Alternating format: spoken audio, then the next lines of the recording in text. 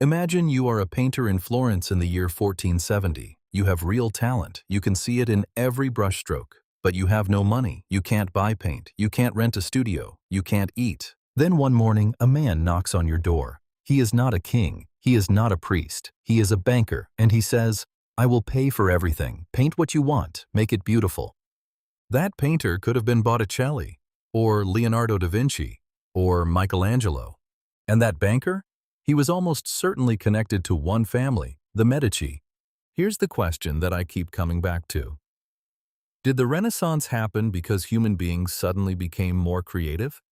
Or did it happen because one family figured out how to make money work in a completely new way and then used that money to buy beauty?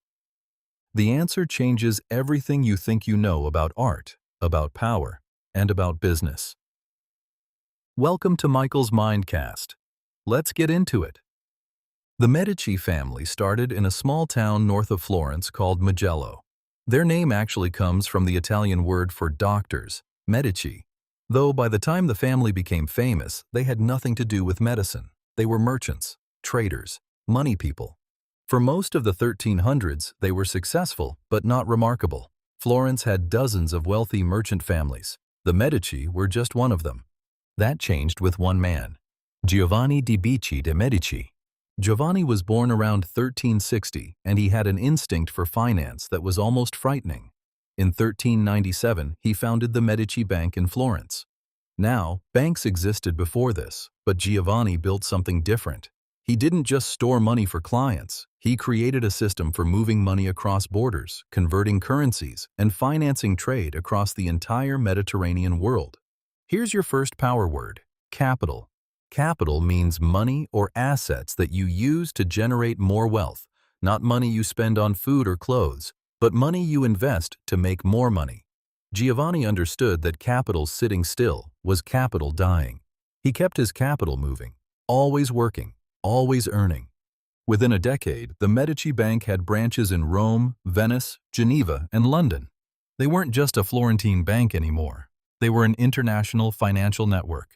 And the most important client they ever landed? The Catholic Church. The Pope needed to collect money from Christians across all of Europe, tithes, fees, donations. Moving that money physically across the continent was dangerous and expensive. The Medici offered a solution, letters of credit. You deposit money in London, and the Medici give you a document, a letter, that you can redeem for the equivalent value in Rome. No gold coins traveling through bandit country, just paper and trust. This system was the foundation of what we now call credit, the ability to access value based on trust and a promise to pay, rather than physical cash in hand. The Medici didn't invent credit, but they scaled it in a way nobody had before. The church paid handsomely for this service, and the Medici grew very, very rich. Now let's go a little deeper into how the Medici actually built their financial empire, because this is where it gets genuinely interesting from a business perspective. One of the smartest things Giovanni de' Medici did was structure the bank as a holding company with semi-independent branches. Each branch had its own manager, called a fattore, who shared in the profits but also bore some of the risk. This meant that if the London branch collapsed, it didn't automatically destroy the Rome branch or the Venice branch. This is a concept we now call diversification, spreading your investments or operations across multiple areas so that one failure doesn't wipe you out completely. The Medici were practicing modern risk management 600 years ago. When Giovanni died in 1429, he passed the bank to his son Cosimo, and Cosimo was, if anything, even smarter. Cosimo de' Medici, later called Cosimo il Vecchio, Cosimo the Elder, understood something that very few people in his era grasped. Real power doesn't always wear a crown. Real power is often invisible. It hides behind the throne. Florence at this time was technically a republic. It had elected councils and committees. Cosimo never became a king or a duke. He held minor official titles for short periods of time, but none of that mattered because Cosimo controlled the money. Here's your next power word, leverage. Leverage means using something you already have, money, relationships, information, to gain a much larger influence or return than you could achieve on your own. Cosimo leveraged the bank's financial relationships to build political influence. Politicians needed loans, guild leaders needed credit, foreign ambassadors needed currency exchanged, and all roads led to Cosimo. If you wanted to do business in Florence, you needed the Medici. And if you needed the Medici, you needed to stay on their good side. But here's the part that textbooks sometimes miss. Cosimo wasn't just ruthless, he was genuinely curious. He loved ideas. He collected ancient Greek manuscripts. He funded translations of Plato. He paid scholars to come to Florence and think. And then he started paying artists. Stay with me here, because this is the moment where the money story and the art story collide. And it raises a question that nobody really asks. Can beauty be a business strategy? The word patronage is your next power word. Patronage means financially supporting a person or project, often an artist, a scholar, or a public institution, usually in exchange for recognition, loyalty, or influence. The Medici didn't invent patronage. Medieval lords and popes had been commissioning art for centuries. But the Medici transformed what patronage meant and why it was done. For a medieval lord, commissioning a painting was mostly about piety. You paid for a church fresco to honor God and maybe buy your way into heaven. For the Medici, it was also branding. Every painting, every building, every sculpture they funded carried an implicit message. We are powerful. We are cultured. We are legitimate. Think about it from a modern business perspective. Cosimo de' Medici paid for the construction of the Basilica of San Lorenzo in Florence, designed by the great architect Brunelleschi. He funded the convent of San Marco. He rebuilt libraries, and in every space, the Medici name was present. On plaques, in family chapels, in the arrangement of coats of arms. This was not charity. This was reputation capital, investment in public image that paid dividends in political trust and social standing. Cosimo's grandson, Lorenzo, known to history as Lorenzo the Magnificent, took this strategy to its absolute peak. Lorenzo de' Medici was born in 1449, and he was, by most accounts, extraordinary. He wrote poetry, he debated philosophy, he understood music, and he had an eye for talent that was almost supernatural. It was Lorenzo who recognized the teenage Michelangelo and invited him to live in the Medici palace, essentially treating him as a member of the family. It was Lorenzo who was patron to Botticelli, who commissioned The Birth of Venus and Primavera. It was Lorenzo who created an environment where a young Leonardo da Vinci could work, experiment, and be taken seriously. But here's the business insight. Lorenzo understood that monopoly of culture was as powerful as monopoly of trade. Monopoly, your next power word, means having exclusive control over something that others want or need. Florence under Lorenzo was the cultural monopoly of Europe. If you wanted the best art, the best philosophy, the best architecture, you came to Florence. And Florence meant the Medici. This made Florence a magnet for talent, for wealth, and for power, and it made the Medici brand synonymous with civilization itself. Let's pull back for a moment and look at the specific financial tools the Medici either invented or perfected, because these tools didn't disappear with the family.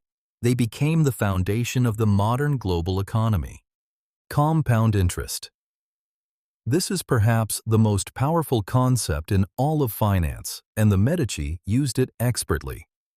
Compound interest means earning interest not just on your original money, but also on the interest you've already earned, so your wealth grows exponentially over time.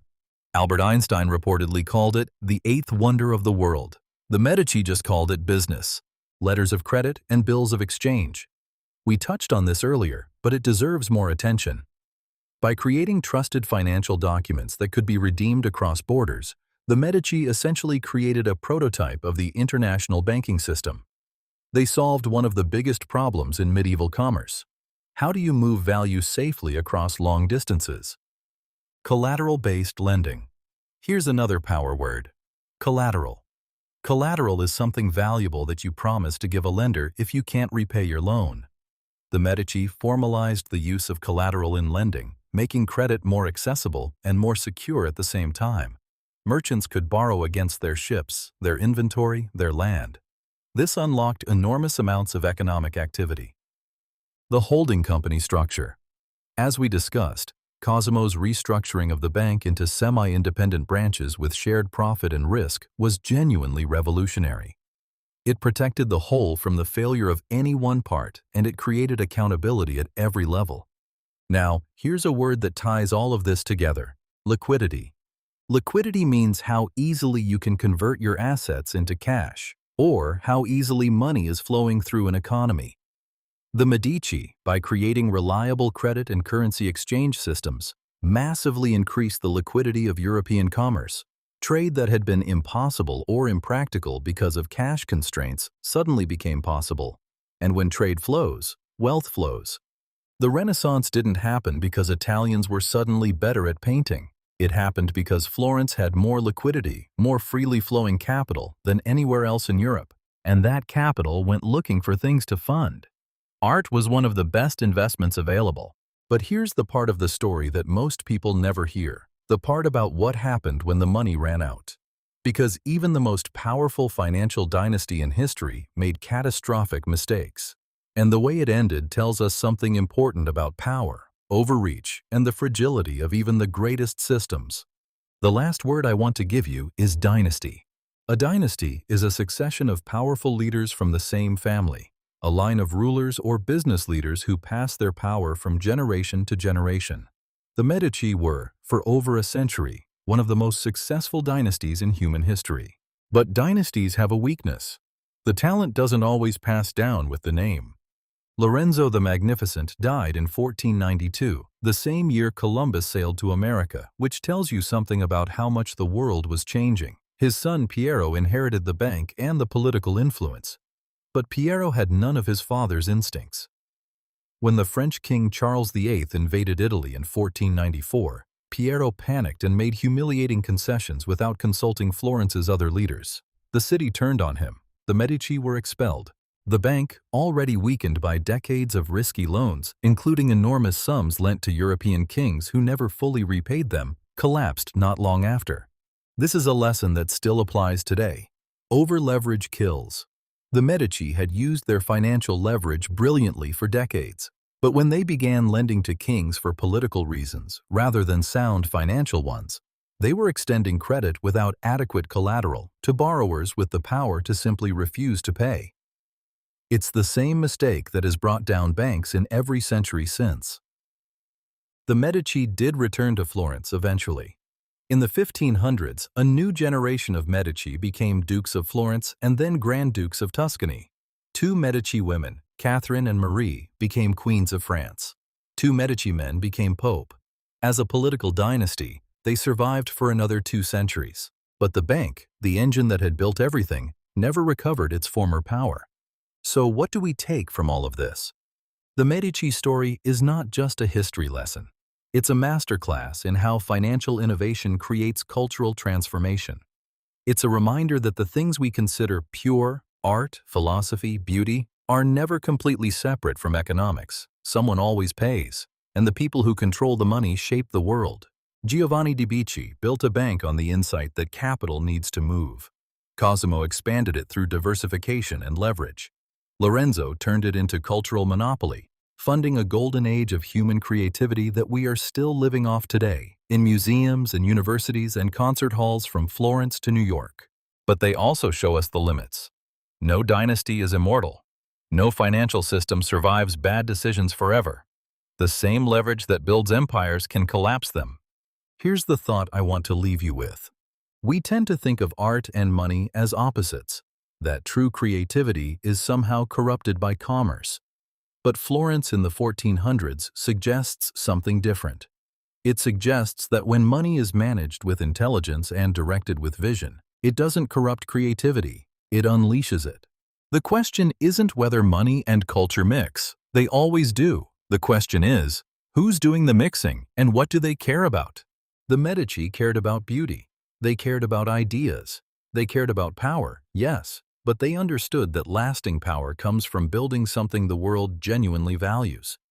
That's a lesson worth remembering, whether you're running a bank, building a business, or just trying to figure out what to do with your one life. If you enjoyed thinking through this with me, that's what Michael's Mindcast is here for, exploring the hidden systems behind history, business, and human behavior. If this kind of deep dive is your thing, you know what to do. Until next time, keep thinking.